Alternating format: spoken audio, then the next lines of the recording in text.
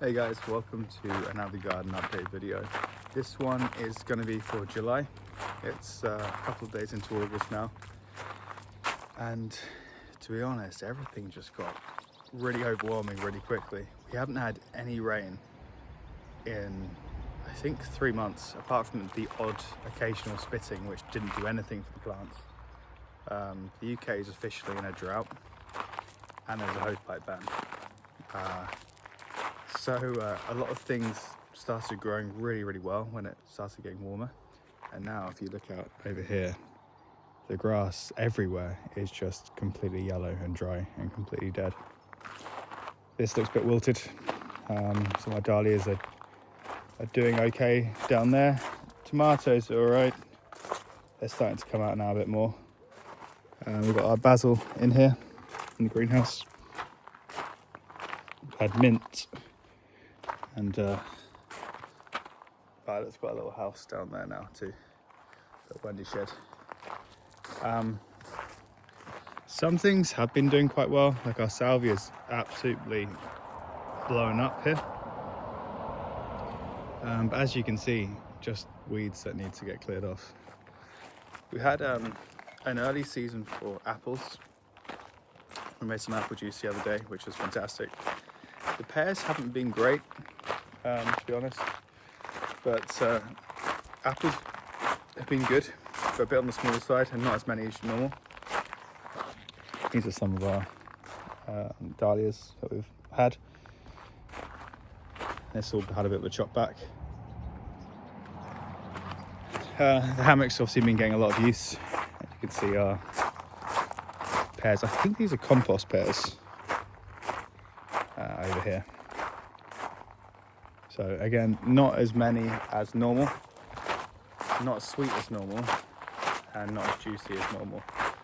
But yeah, it's just been crazy. I mean, until recently I've been watering, I guess, maybe like an hour and a half every day. These are what's left of our rhubarb. We have had a really good year of these, and we've stocked up the freezer with loads of these. We probably have about 10 kilos or so. So we've been, Jess is doing some really nice strawberry and rhubarb crumbles. Raspberries, we did have a good batch of them until the hosepipe ban kicked in. It's like a Harley Davidson club going past. Courgettes down here, they're coming out. We've had quite a few of those off. We've got some runner beans up here and yellow courgettes. This is our plum tree. Interestingly, I've probably got a video of this, so I'll try and throw it. Until last year was the first year since we moved here where we had any plums. We had 2 purple plums. So I presumed it was a Victoria or a Jubilee tree. But it turns out there's actually 2 different plum trees. There's maybe a golden gauge plum, a lot smaller yellow one, and purple one. So you can see that's one of them here. And then there's some of the yellow ones on the floor down there. But we had loads of them on this year. It's been an excellent year for plums for us this year. Pears, not so good. Apples, okay. And this is what's left of our strawberry bed. Violet and Rudolph absolutely demolished us. She would run over to it as soon as we put our shoes on. She'd run out the door and run straight to here, lift up the net, and her and Rudolph would just sit there eating strawberries all day. And then obviously Jess is wondering why she's not eating any of her dinner, because she's eating her body weight in strawberries. We have been cutting these dahlias, but again, they need water. Gooseberries, again, we've got a freezer full of those now. They've been and gone. Figs, they're all coming out. Some of them are dropping and now dying on the tree, but these have been a good year for these. And we've got some cosmos and cornflower and stuff down here. And then here's what's left of our green gauges. You can see how you can see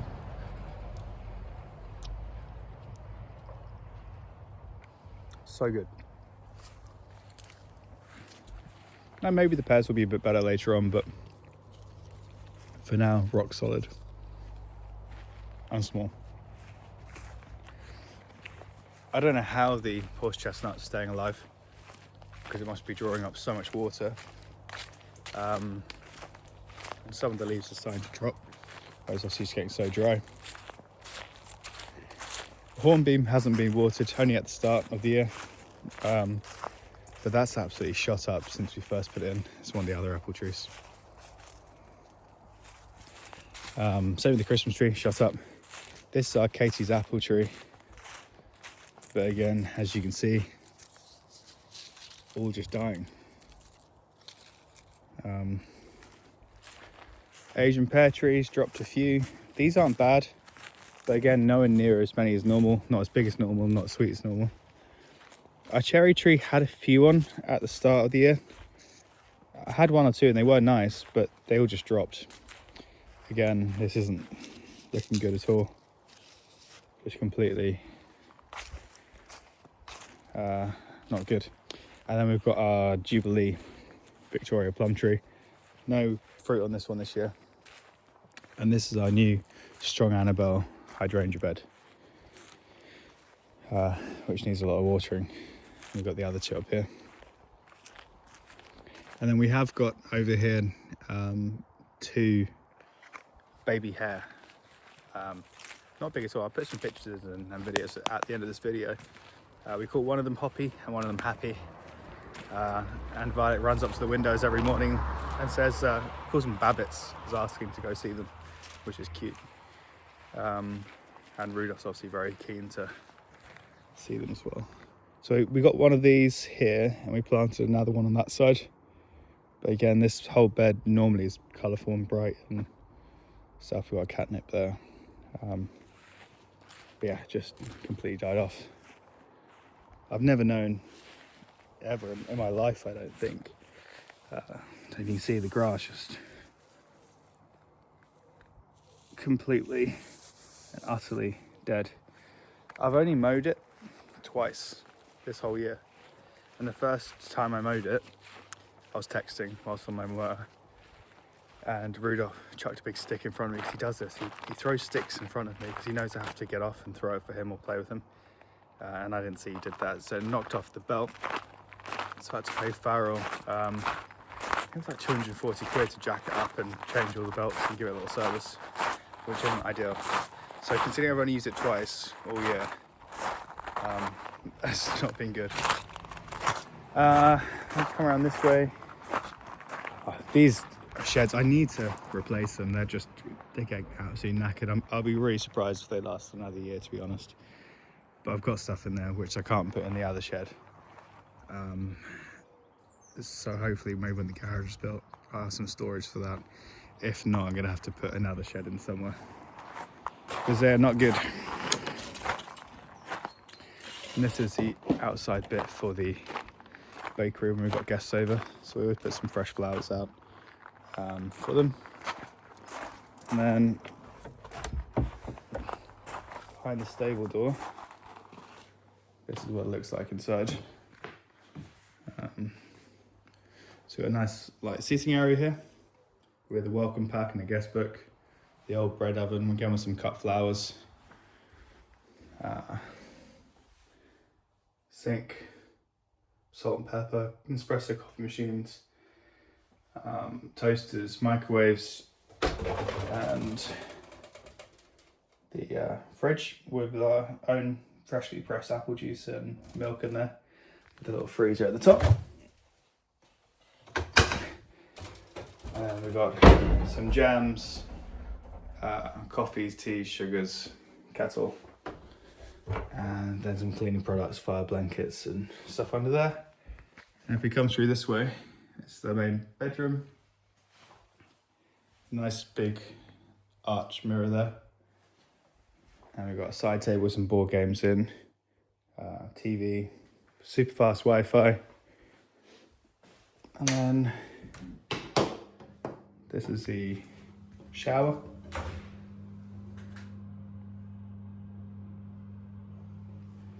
And vanity unit, mirror, and then the toilet. We're getting new radiators. Well, I've got the new radiators. I'm just waiting for the heating engineer to install them. And then it's all done. But we are taking guests now for it, which has been really exciting, and we've been enjoying that a lot. So I'll show you the rest outside. We've got some new olive trees too. Our neighbour kindly gave us. So 4 of those. And then we've got some more dead grass out here. Like I said though, I've never seen it this dry before, ever.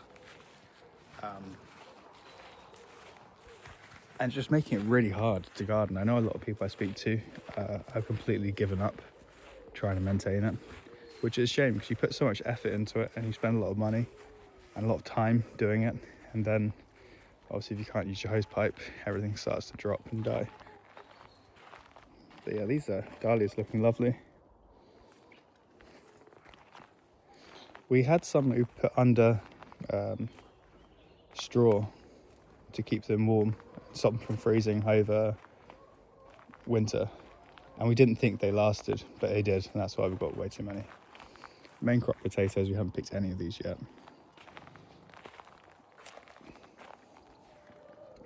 I think these ones are my favourite. And then we need to weed this bed, but we've got lettuce, leeks, celery, beetroot, more leeks, and then chickens. These strawberry bed, we didn't get any strawberries off this year. We did, and then they all just dropped and died within a week. So I'm not sure what's up with that, but hopefully it'll be better next year. And then this is the chicken coop extension that I built. So I've gone around here and I've gone down 1 foot and out 1 foot, and then put all the things back. And then that's the second nest over there. And we've got some compost running at about 45 degrees there. Needs to chop up actually. Smells good. Yeah, so Amber, who's the bully chicken, she's growing all her feathers back there now, which is great. She seems a lot happier.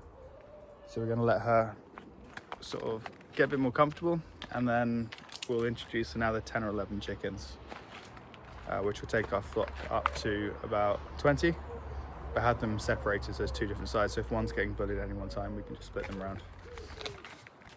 So that's the second one, and the first one's over here. Now I did originally have this fence joining up to the end of this bit, but I thought, considering these 2 water tanks are empty, I might want to put a third one on, because especially now I've got the roof up here, if you can see. We're going to be harvesting about 20% more rainwater, so I thought I'm going to put a third IBC tank down there, change the structure down there so the tap comes out the middle, and then I can slide it in and build another little bit of frame. Because what I didn't want to do is build it and then decide I want to put a third one on and then have to re-dig it all up, because that mesh wasn't fun. I think we've got either 6,000 or 8,000 litres of rainwater tanks, and I think they've been dead since May. During heavy rainfall they do fill up again quickly, but it's just not quick enough really. Yeah, so this is the new Nestera box in there, and then we've got the original Nestera box over this way. This was our red onions, white onions and shallots. They've all been harvested now, and we've started putting our own compost in there. Still need to put a bit more in it, and that's our first and second early potatoes. We've only got a few left to harvest, and then we'll move on to our main crop. And this is just leftover bits and bobs from the chicken coop that I need to tidy up, and that's the tops of our potatoes that I need to put into the compost. Cucumbers here, they're doing well. We've probably made, I don't know, maybe 5 big kiln jars now of gherkins, and we've been using them a lot for Rudolph and for the chickens. They love them. But there are so many. I picked them all, maybe 200, and I reckon definitely 2 or 3 days later they're back to that again. Last year we couldn't even give them away. I think it's because when they're raised beds, I didn't realise this before I put them in, but raised beds keep the soil a lot hotter than if they were just in the ground, and cucumbers like it when it's hot. So that's why I think they do well. These ones are beautiful. Same with these. And all these flowers are ones that we cut and we put around the house, or we put into the church, which is just over there, the local church, or we gift to neighbours, or use it for the Airbnbs. And these ones are cool too. They look like lemon buns.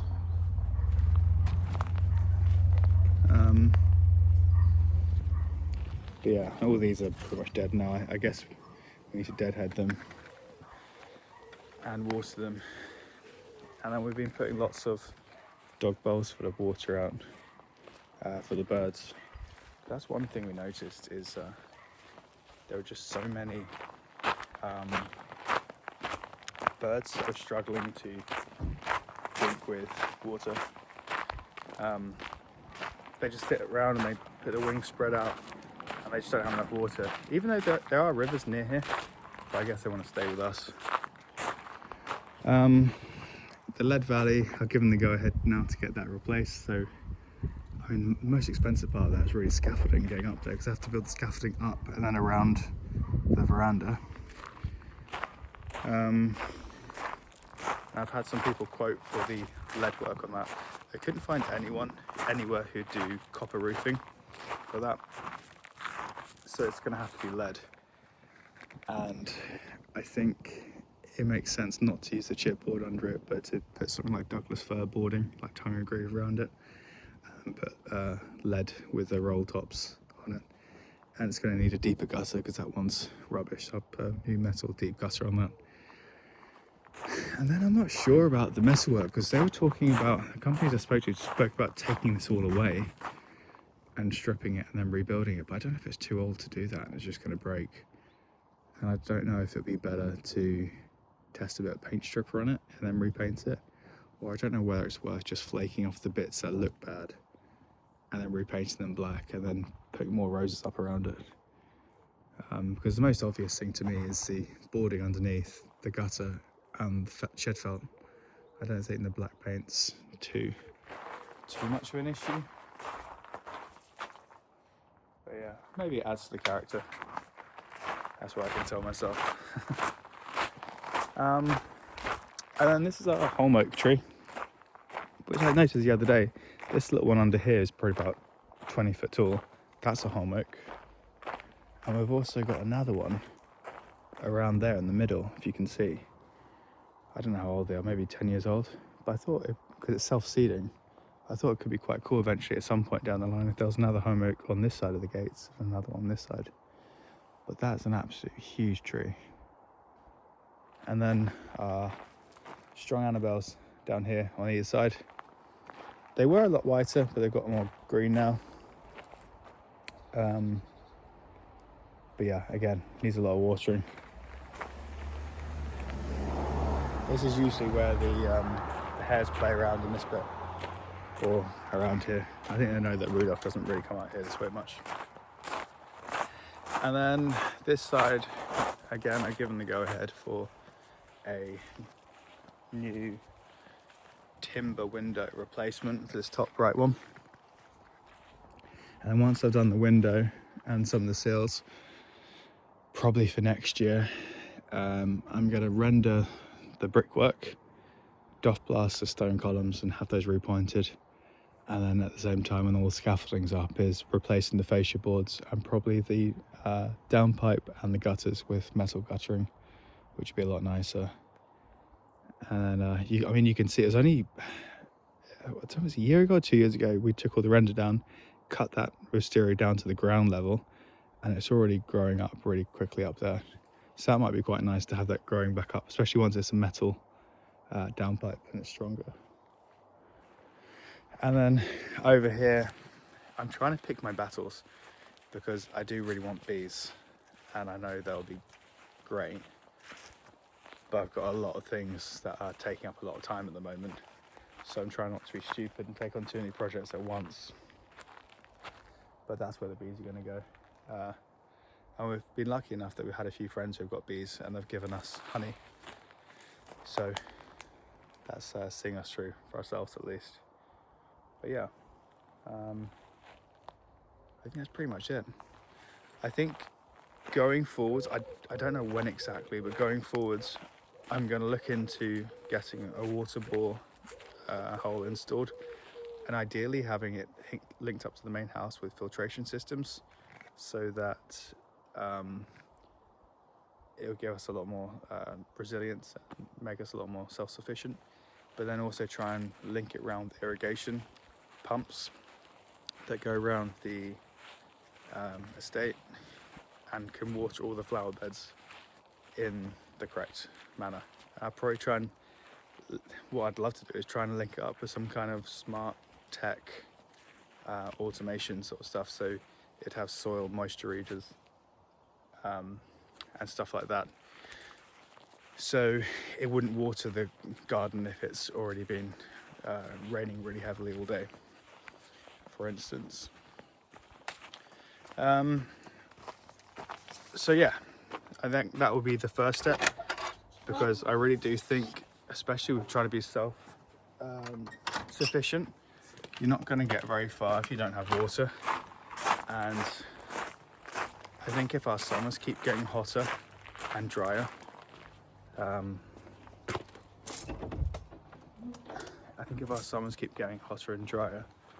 then it's going to be a lot harder for us to be sufficient at all. So water borehole, and then maybe I'll look at doing solar panels up in the valley to get some self-resilience against being too reliant on external infrastructure.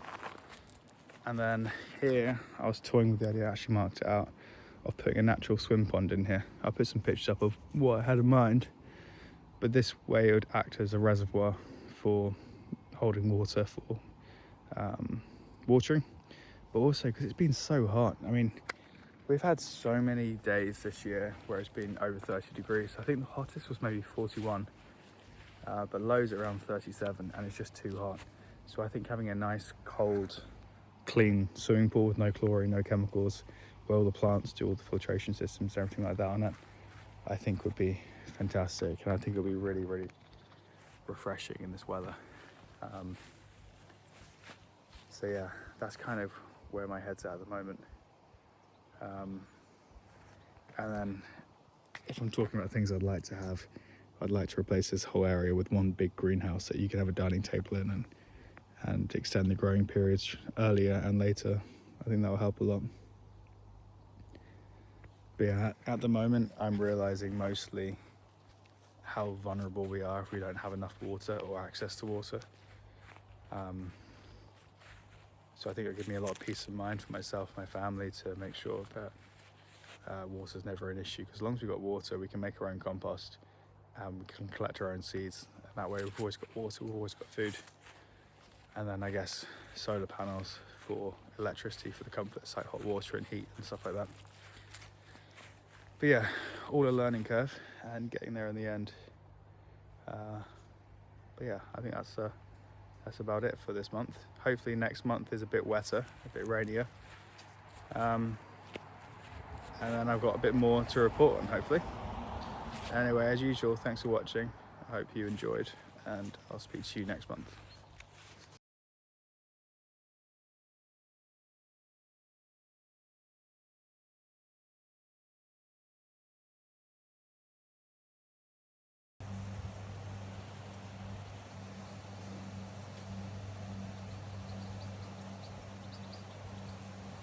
Look. Bird. There's a bird in front of you. Wow.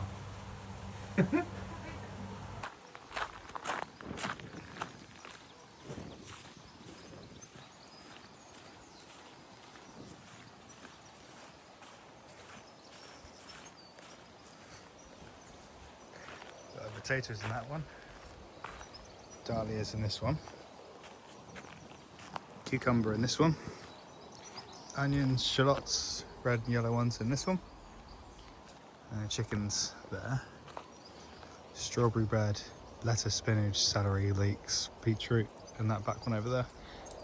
Main crop potatoes over there, and more dahlias over that way. And then, Buckingham Palace. These are the doors. Going to do mesh the side bit in, and then this is going to be the outside run for them.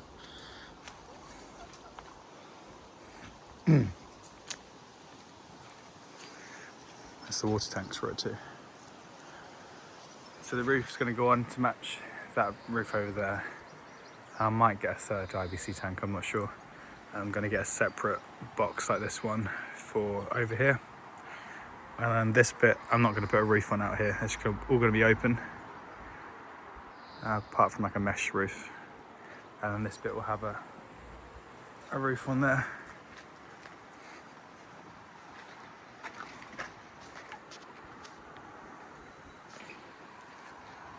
Cool, eh?